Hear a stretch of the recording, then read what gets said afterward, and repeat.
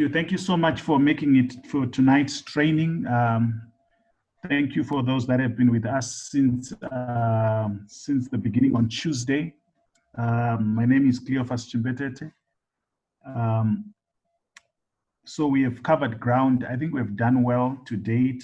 On Tuesday, we discussed what COVID-19 is, the mode of transmission, signs and symptoms. We looked at how the situational analysis. Wednesday, Dr. Magumise and Dr. Musodza took us through how we can prevent ourselves from getting COVID-19 and the whole issues around hand hygiene, cough etiquette, the use of mask, physical distance, and more importantly, how we are supposed to conduct public gatherings. Yesterday, Dr. Gonese took us through and risk communication and emergence. So thank you very much. And like what Dr. Yeo said yesterday, as she's been repeatedly saying, all the sessions are available on our FMTV and they're also being circulated within our WhatsApp groups with various assemblies. Tonight, we're going to discuss psychological support of people around COVID-19 and also to look at stigma issues. So this evening, Dr. Marwisa is going to take us through, but before I hand over to Dr. Marwisa, can we just say a word of prayer? Father, we thank you for tonight. We thank you for your goodness. We thank you for your faithfulness. Thank you for an opportunity such as this to gather as your children, just to learn and to be taught and to be equipped with the necessary knowledge, even for the times that we are living in. Thank you for Dr. Marwisa. Lord, we pray that you would help him facilitate tonight. In the name of Jesus, we pray. Amen. Great. Over to you, Dr. Marwisa. Well, thank you very much, Dr. Chimbetete. I think once in a while, I will probably check with you whether you are hearing me, just because of sometimes network issues. But brethren, it's a pleasure for me to welcome you to tonight. I know I made a kind of a similar presentation, minor adjustments here for BCC, Ministry of Health last week on Wednesday, somewhere there. So I just want to thank the committee, the organizers. For me, this has been really, really powerful. Just listening to information in the presentations which were made, I really, really benefited. So thank you very much. Today, I will just quickly go through this presentation. I will try to cover maybe 30 to 40 minutes. I normally, when I run it in the marketplace, I do about 1.5 hours, but I will try to just quickly go through it. These are the objectives for this session: to have a common understanding of psychosocial well-being, to discuss the impact of COVID-19 on psychosocial well-being of adults and children, and then to discuss how we can help each other achieve psychosocial well-being. So those are the three things that I want to be looking at. And the journey is as follows. So we will talk about just understanding the impact, what we can do, and then discussion, and we'll conclude. Here, these friends, I just want to check in with us as we start. So reality is we're living in unprecedented times. The facts have been given to us. November 2019, first COVID case in China. By 2nd of April, about 1 million cases had been reported worldwide to date. WHO reports over 15, I think it's about 19 million, and over 620, so about 700,000 deaths so far. In the space of 6 to 7 months, phrases like lockdown, isolation, social, physical distancing, etc. have become commonplace as the world faces this pandemic. Around 20 March, Zimbabwe with our first case. By 5 August, 74,000 RDT tests done and 67,000 PCR tests conducted, from what I seem to have gathered from one report. And then cumulative deaths are probably 84, somewhere there, or slightly more. So this is the reality that we are going through at the moment. I just want to say to us, the idea is for us to prepare even for other things that maybe we don't normally talk about, especially issues to do with psychosocial health. So we are going through a very real and new to us period. It is very easy for all of us to get overwhelmed and stressed, and mental well-being during this time is of paramount importance. And then our anxiety over COVID-19 is actually understandable. Right. So let's begin here and say understanding psychosocial wellness. Here is something that I just want to share with us, friends. I know we are talking a lot about physical health because in reality, COVID-19 will attack our physical, health and its effect. But if we are to understand health in totality, we need to be aware of how people function. This is something that is very important. Be aware of how people function. So the theory of personality indicates that a person operates in 5 circles of functioning.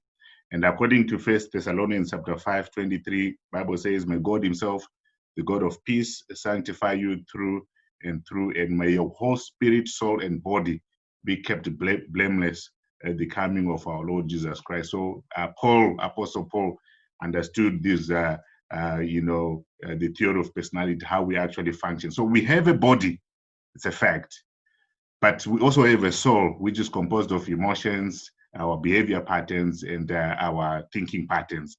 And then we have the spirit man.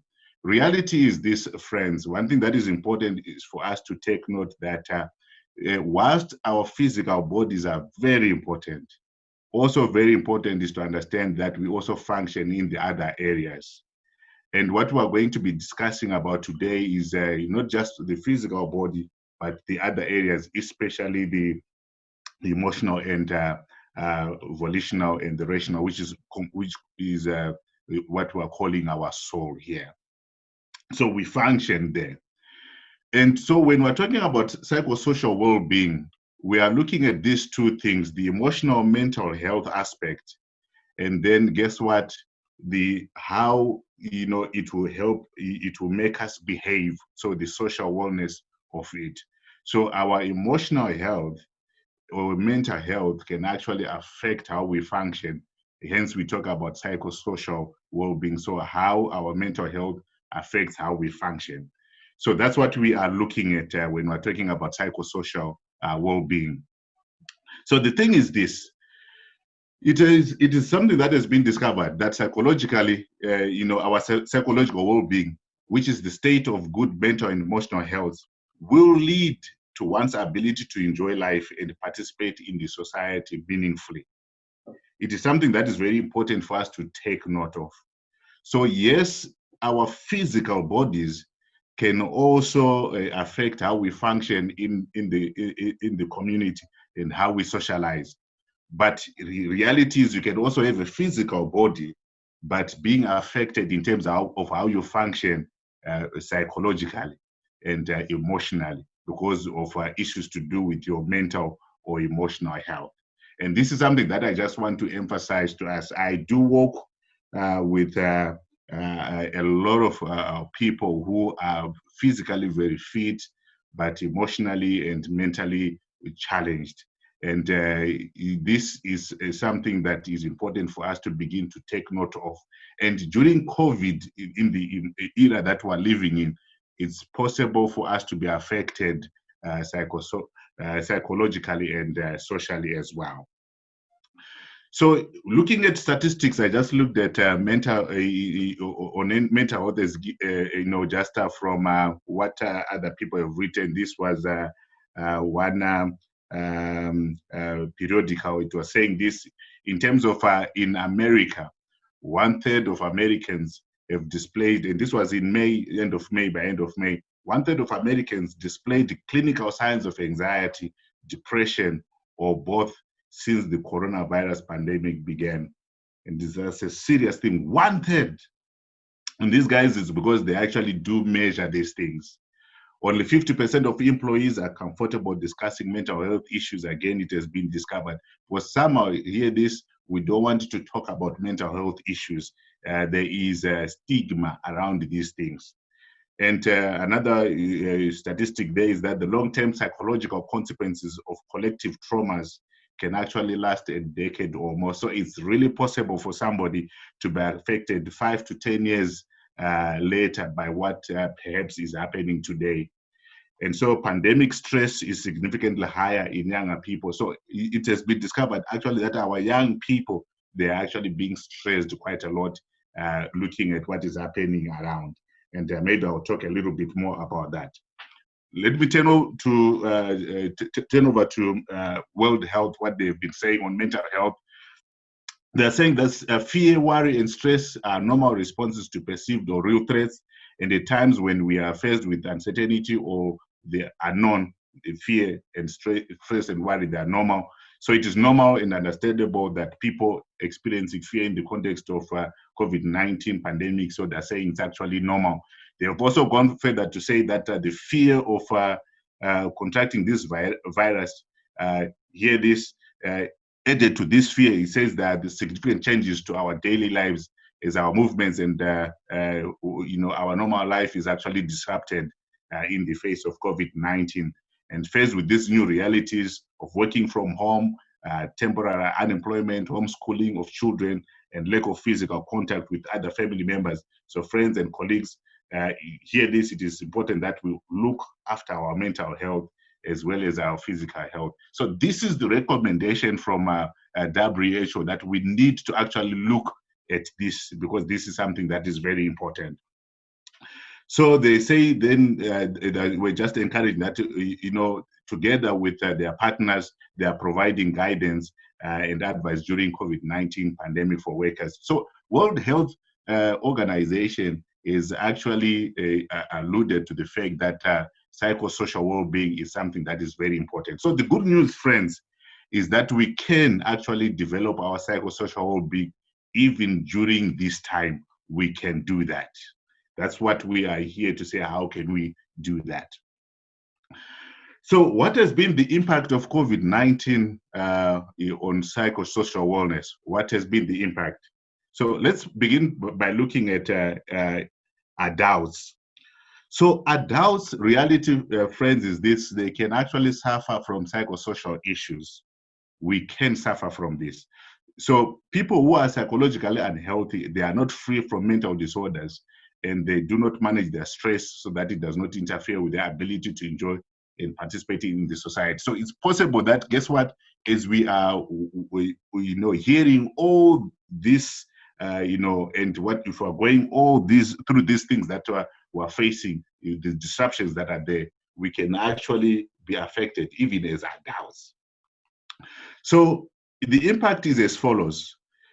So as we hear all these things, the news, we can never hear these physical reactions, emotional reactions, and guess what? Being affected even in our thought patterns. And what has been discovered is this: it's possible for us, because of the news, even if you don't have COVID-19, to begin to have palpitations, cold sweats, feverish, headaches, scratchy throats, and all these things. You can actually begin to feel these things physically. But emotionally, for adults, anxiety, fear, sadness, and anger can be there. In terms of the thoughts, we can have racing thoughts, and imagining the worst case scenarios. What will happen to my loved ones? Am I going to die? And our mental well-being will be affected, and we can actually be so stressed that we, unbeknown to maybe us, friends around you, we can actually have people who are suffering as a result of just the fact that their emotions and their mental health is running riot there.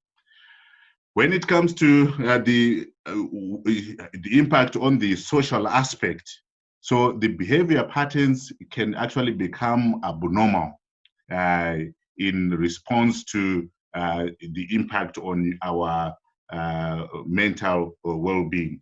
So here, these issues of feeling stigmatized, so that stigmatization can be there as a behavior pattern. Either you stigmatizing others or you being stigmatized. feeling of loneliness, panic, restlessness. Substance abuse is something that has been discussed and discovered is happening. Activities of increased arousals, racing thoughts, imagining the worst case scenarios again as a behavior pattern, and then violent tendencies, things like physical and emotional abuse. It's I know in Zimbabwe here, the first 2 weeks of COVID-19, of our pandemic here, there was an increase in reports. I think they jumped by 50% in terms of just the abuse that was happening within the homes. I had to counsel. I remember working with some counselors from some organizations where women, for example, were actually suffering a lot from their husbands just because of what was happening to the husbands in terms of COVID-19 impact. So the reality is, as adults, we can be affected the way we think, which can then affect the way we behave, in the community. That's why it is very important to understand that apart from just issues to do with our physical health, reality is our mental health can be affected, leading to us not functioning well. And so there are many people who could be having problems amongst us who have probably not looked at the fact that these things are now stemming from the impact of COVID-19 on their psychosocial health. When it comes to children, the interesting thing about children is this. That's why we need to ensure that psychosocial wellness is actually discussed when it comes to children. It has been discovered, research has indicated that the childhood experiences, they actually determine the future social, emotional, and psychological dynamics and functioning of individuals in their adult life. So here this, friends, our children, if they don't handle this period well, 10 years later, it can actually come to haunt them. And adverse and painful childhood experiences can actually sabotage their psychosocial well-being as they grow up and even in their adult life. And so psychosocial well-being affects children's ability, intellectuality, productivity, and social functionality. It will affect them. That's why it is important also for us to take, at a time like this, to take the opportunity to ensure that we check on the psychosocial wellness of our children. In terms of the impact on children, here are a few things that have been discovered. In terms of mental health, what can happen if we don't manage these things well is that they can be mild or none at all in terms of physical reactions for minor children, especially maybe those that are from the ages of birth to maybe 10 or so. They may not feel the impact, but the older children may experience same signs as adults, or even slightly worse. The older children, they can do that. I don't want to use examples, but I know of some children who have been suffering from panic attacks, and I've had to work with them just because of the environment they're living. So in terms of emotions, there, mild to moderate anxiety and fear for them. But when it comes to anger and sadness, guess what? It might actually be huge for children.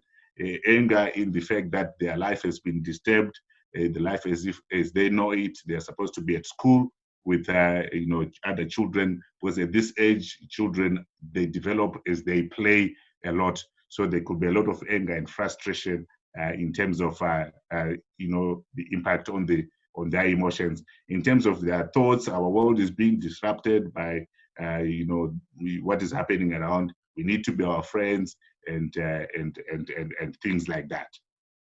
But socially, this is what then happens.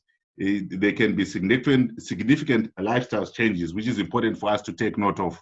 Loss of contact with their friends can be frustrating and can bring boredom, disabling loneliness, specific or uncontrolled fear, grief, isolation, substance abuse, and sexual activities. And these are some of the things that we just need to be able to watch out as parents, because our children could actually be gravitating towards some of these things without us knowing. I know I've heard stories of how, I was sharing with a group earlier on, how even relatives are now, as children, are having sex because they're spending more time together in the homes. And here, this as parents, if we are not, in tune with what can actually happen, we may, at a time like this, actually lose our children to some of these behavior patterns that can begin to appear. So it's important for us to take note of this. And if we have children who are in homes, one of the things, because we have a Shama home, we have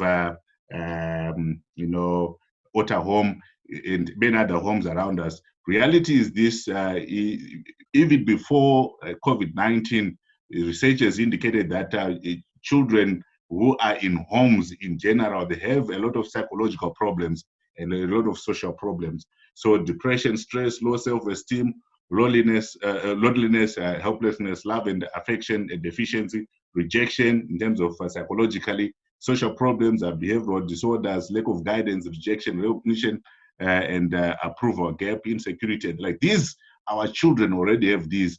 Add COVID-19 to this. At the moment, we are not sure what will happen, whether the impact, how the impact will actually develop is probably something for us to be able to discover there as we move on. But children generally, in children's homes, it has been discovered these are their coping mechanism. Sometimes it's a spiritual approach.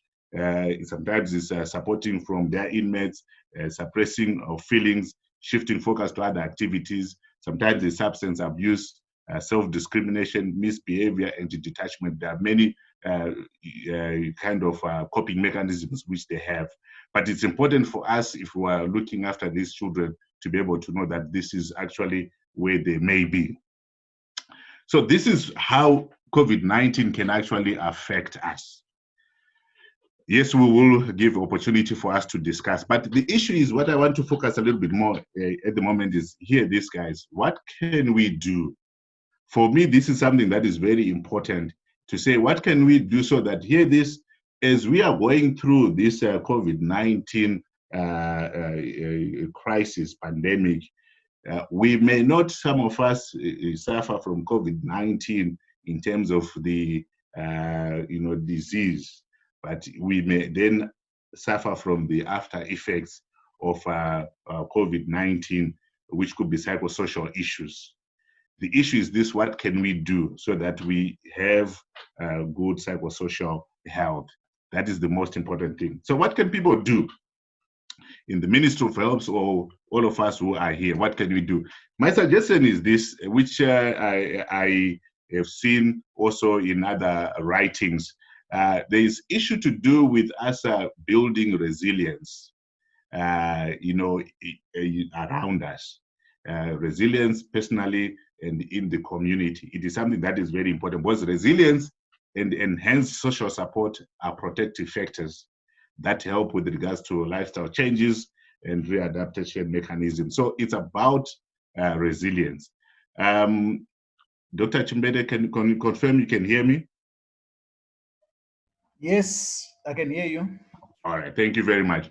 So there are two levels, insofar as I'm concerned, which are important in terms of building resilience. One is at an individual level, and the other is at a community level. So individually, it's about self-care. At a community level, it's about caring for others. Here's my suggestion, friends. What we can do at a personal level is important, because taking care of your own mental health is important, because self-care is actually very essential. You are better able to take care of others when you yourself are well. That is something that is very important for us to take note of. And if you are responsible for other people, hear this: if you as a dad, as a worker, whatever, as a manager, reality is this: you must be of essence, take care of your own mental health. That is something that is very important.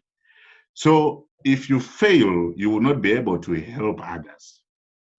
So at a personal level, for me, I'm saying to people, manage your thoughts first. It's very important. So the best use of imagination is creativity, somebody said.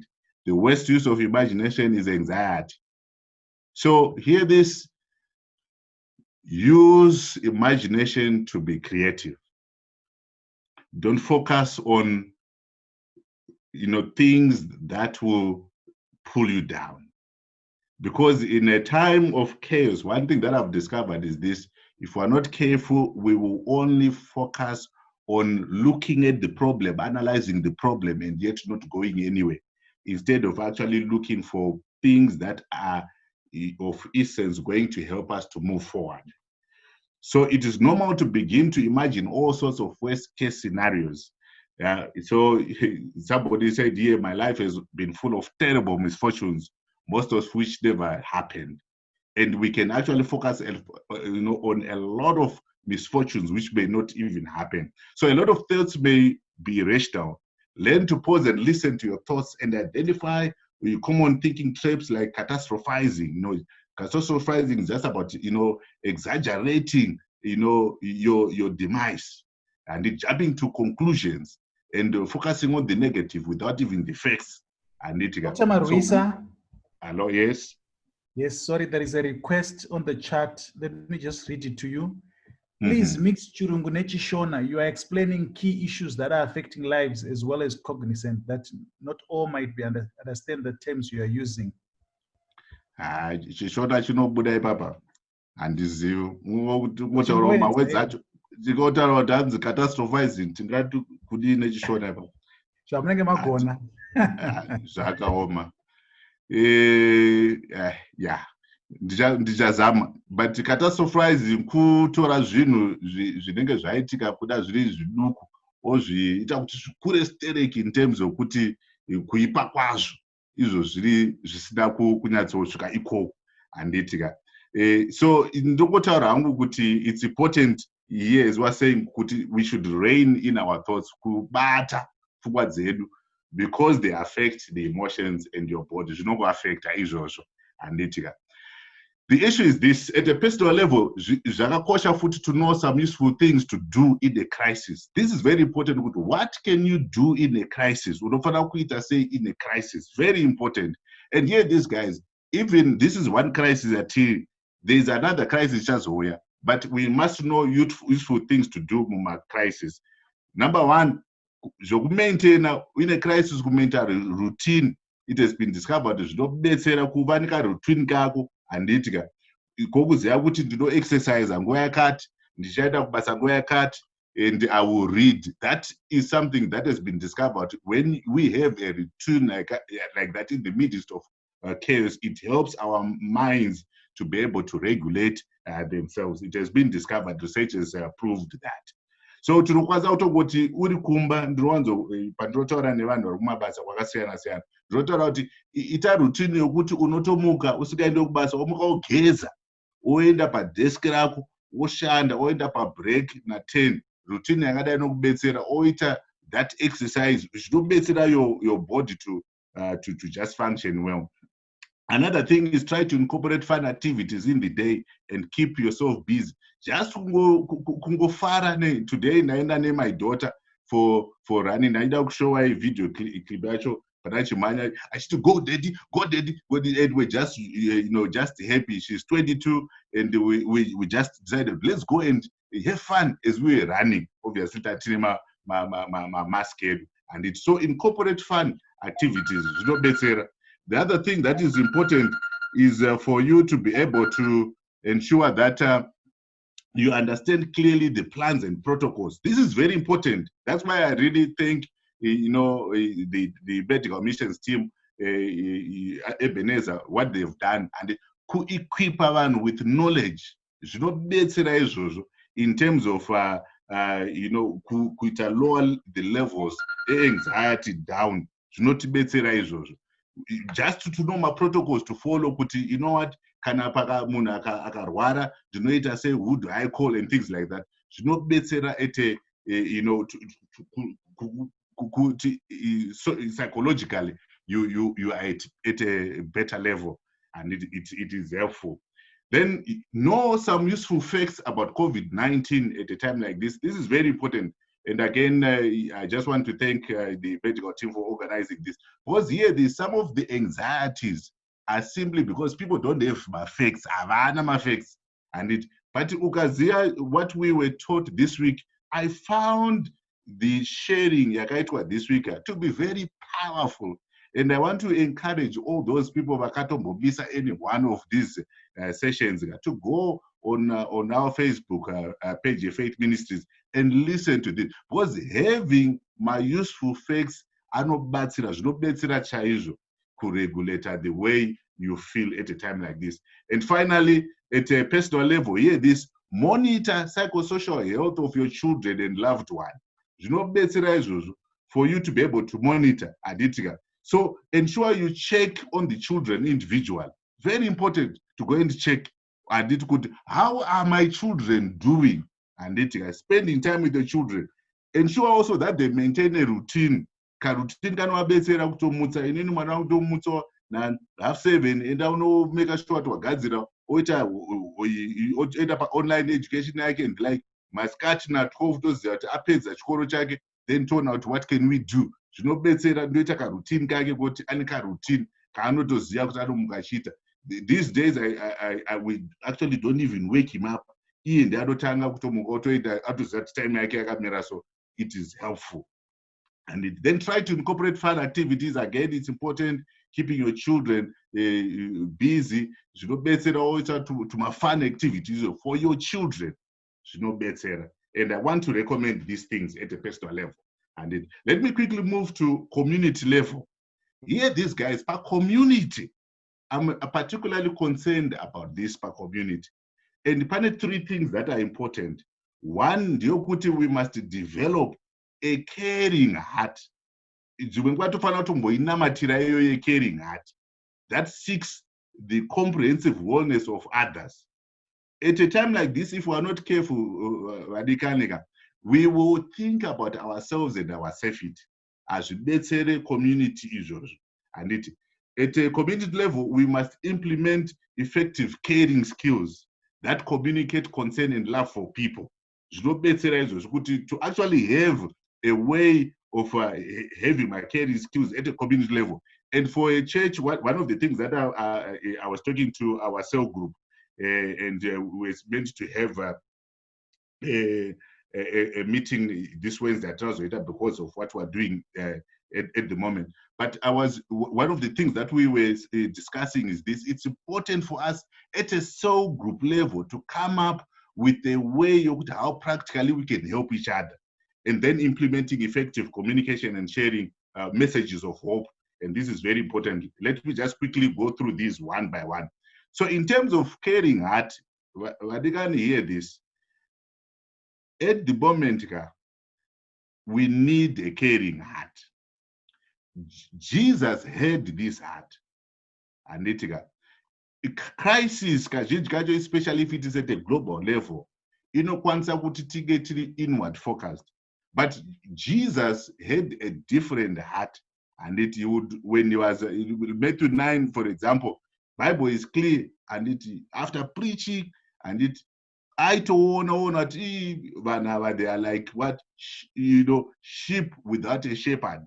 You would realize that our people want to eat, and after he had preached. So a caring heart, and I've just put scriptures here, Kawanama scriptures, so that we can have these things down. And we need my scriptures.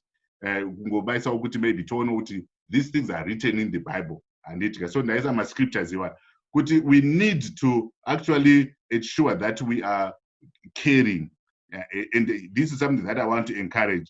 So sometimes here, these friends, it may mean us volunteering in developing a crisis plan for how to handle a potentially COVID-19 case in our community, and we can actually be involved in coming up with a plan to participate with the and and I will encourage that. So we can do that from a caring perspective. In terms of implementing of caring skills, there are two things here: caring skills and practical support.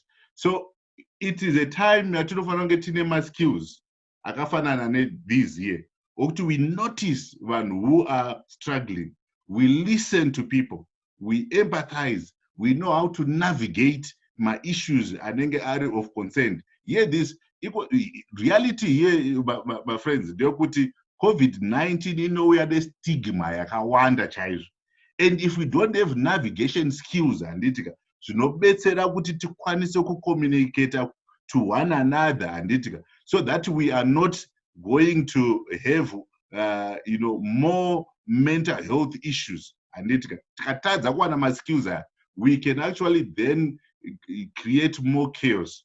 I remember a case of someone that I knew. He was COVID-19 positive, and guess what? He was very much concerned about the way his organization went around in terms of informing people that he was COVID-19 positive. And the guy was fuming. Luckily, he recovered, but he was saying, you know what? I don't know what my organization was thinking, how they were thinking, what was even going to their mind, they would tell people without telling me first. So we need to have my skills, because here this lack of these skills may make us fail in our attempt to make people to actually have good psychosocial support. And then with these skills, we can have practical ways of caring, for people. Issues to do with, giving people information or access to food or essential items like medicines. So, for example, anenge anze ari kurwara and he doesn't know kuti anowana ma items kupi, or because of what has just happened, because quite a loss of income, people may not have the means to be able to buy these things, and it's just we provide those essential services, or we look after their dependents, or many other things which we can do, and we can actually organize ourselves as a community. And here, we don't have to do it for Zimbabwe, but we can do it for a home group, for example. We can do it in such a manner that we are able to look after ourselves, and this will help in terms of us becoming better psychologically. It will help us. And finally, because I want to leave about 20 minutes for discussion here, finally, issue to do with open communication is very important. Here is about communicating the facts, allowing people to communicate their fears, allowing us to communicate hope. This is very important, especially communicating hope, because at the moment, many people that you will hear, let me tell you, will communicate in such a manner that it will bring fear to people, instead of actually saying, guys, we can live if we wash our hands well. We can actually have a future.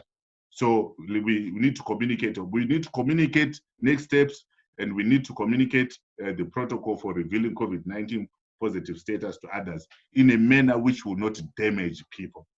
So these things are things that are very important for us to be able to look at, because they will help us in terms of ensuring that our psychosocial well-being is taken care of at a time of COVID like this. Let me just conclude by saying this, friends, and I like this one. It says this: crisis always provides opportunities. We must never forget that humanity has developed because of crisis. And even this crisis, COVID-19, my view is if we handle it well, we will learn certain things and actually even grow. And I've recommended some reading material. I loved this material from IASC. This is part of a World Health Organization, a committee which was looking at psychosocial issues, and they were a very good document, very simply written, but that is useful in terms of helping us. I tried to ensure that I move with a lot of speed there, but I thought everything was necessary for me to share. Over to you, Dr. Chimbetete. Thank you very much, Dr. Magumise, for that very powerful. It's Dr. Barwisa. Today I'm not sure. Kati maite yenyu vamarwisa nepresentation yenyu tinokutendai. Vadikan, for questions, either you raise your hand or you put on the chat group. But I just want to highlight a few issues that Mama Ruisa raised. I think the whole issue of acquiring right information from a credible source is very important, because the tendency is we continue to feed ourselves with negative issues. I was just thinking through the statistics, the COVID-19 in our country, the number of people that have been infected, the number of people that have recovered, and the number of people that have lost their lives. You realize that the number of people who have lost their life, they are less than 2%.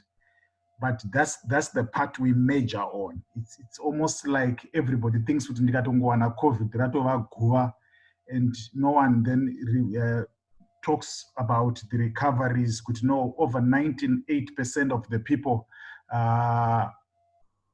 recover. I liked the issue vamarwisa mataura nyaya yevana kuti let's watch out for the mental health issues yevana vedu, especially vana vari kuzvikoro, maform 4, maform 6, magrade 7. Vasiri sure kuti what's going to happen. Are they going to write exams? I always think mwana akaitwa head boy gore rino, and they are really excited. This year I'm going to be the head boy at our school, right? Hajazivi kuti saka head boy wangu uchaita sei.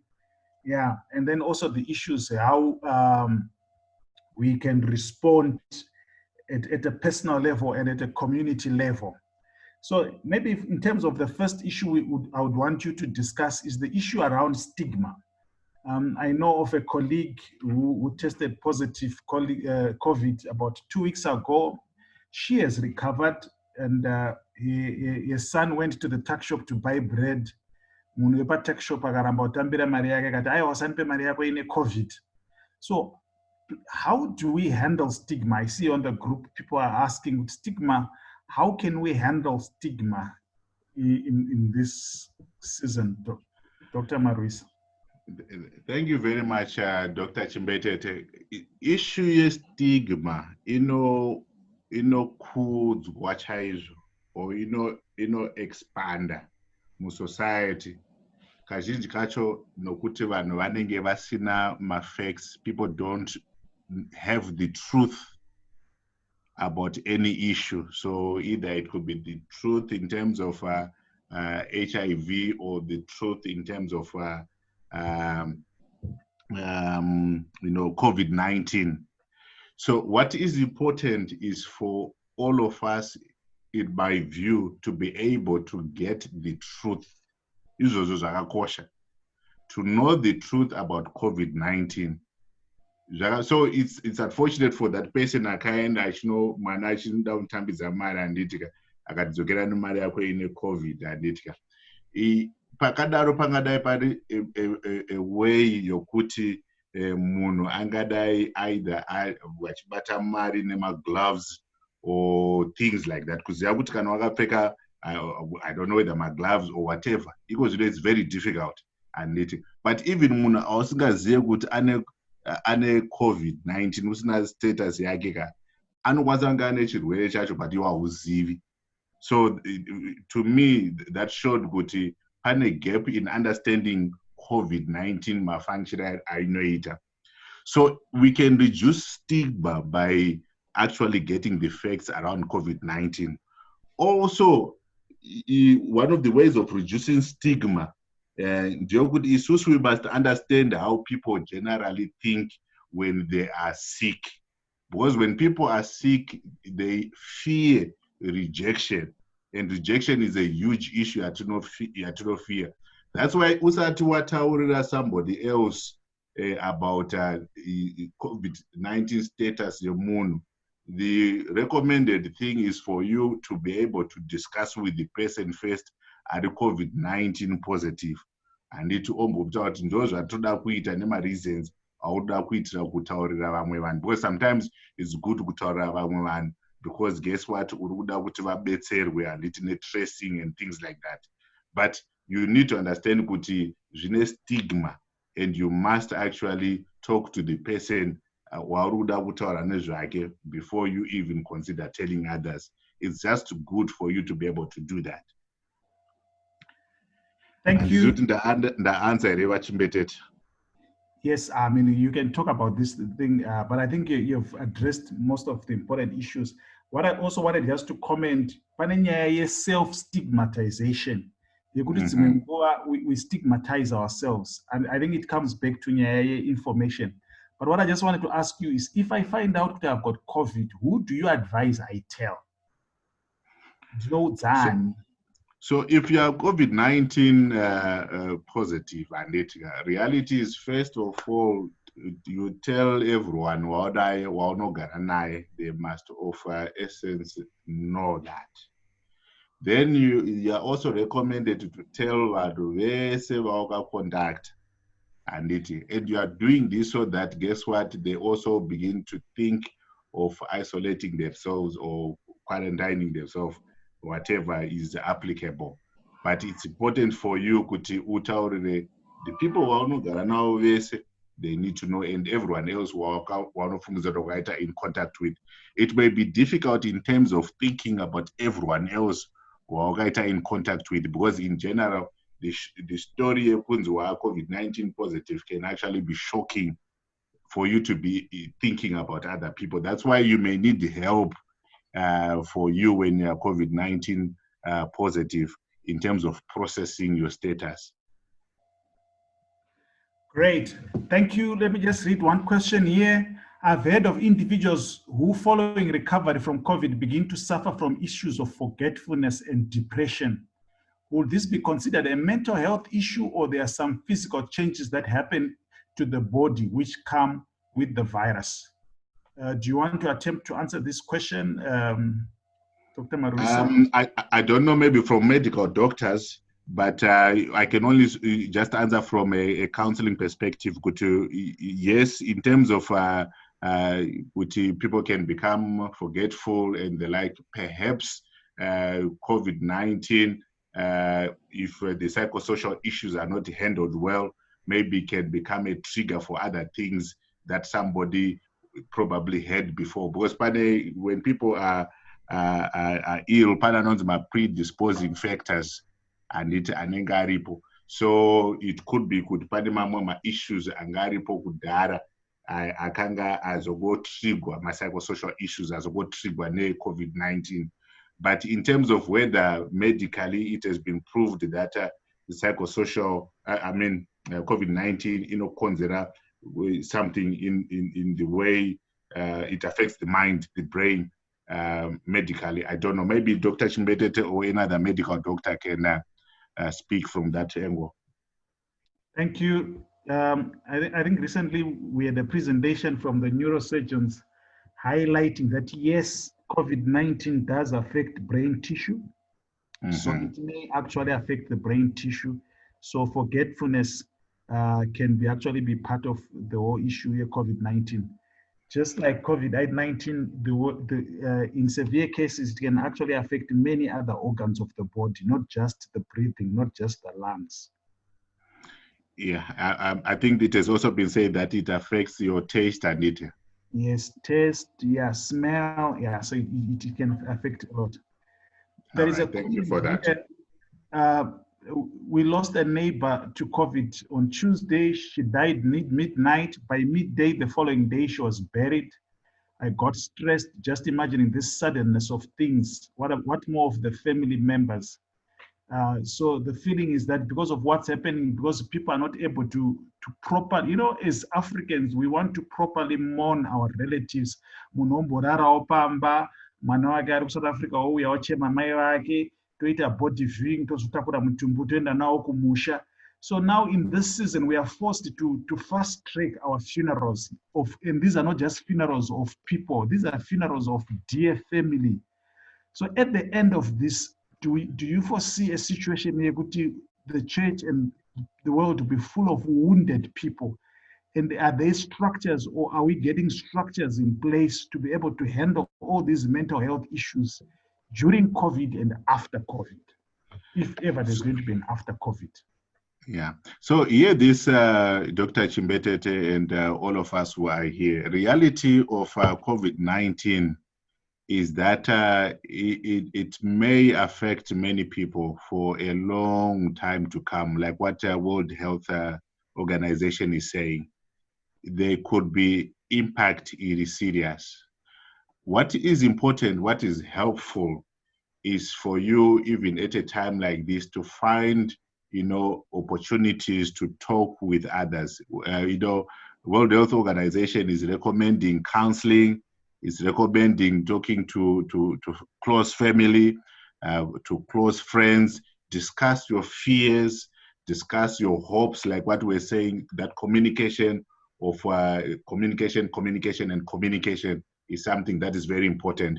So yes, our lives they have been disrupted, but you can actually begin the process of receiving counseling, if you are in need of that. And we are counseling people online. And recently, I've just finished, yesterday, I finished a 10-week course, which I was running for people in the diaspora on grief. Thank